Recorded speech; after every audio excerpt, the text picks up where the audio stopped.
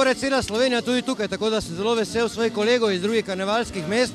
Sicer pa, kdor danes ni začutil mistično moč kurenta in te žlahtne pustne tradicije, tisti je pač ne nosi v sebi. Verjamem pa, da smo prenesli na marsikoga danes in da smo res odlično startali v letošnje kurentovanje.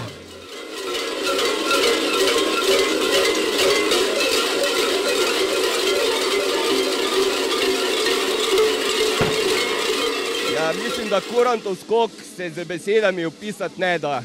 Da kurentov skok je ena zgodba, ki jo vsaki kurent, ki nosi kurenta, kot jaz rad rečem, v dušo in v srce, v sebi, ga občuti in to je tisti dan, ko celo leto čakamo na njega in to treba izkusiti, da dati zvonce na sebe, prijeti ježavko v roke in priti na kurentov skok, skočiti z ne enim, ne z dvema, ampak koliko vidimo danes, cirka 700-800 kurenti, zato pa vsaki vljudno vabljen, naj si to enkrat izkusi in bo vsaki dobil svoj opis tega skoka.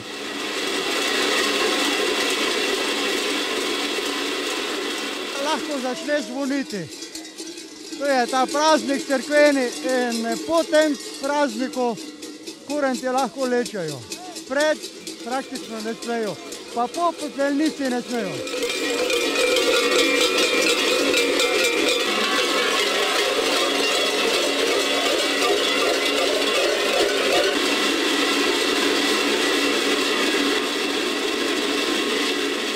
Nekaj fantastičnega. To tisti, kjer ne vejo, ker niso tu pač okolica, nekaj neverjetnega, no.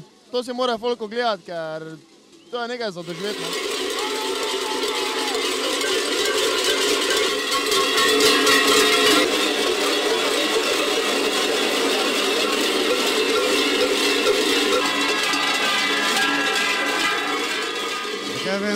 Res je škoda, kateri niso prišli, ker je pač to ena taka stvar, ki je res si vredno ogledati.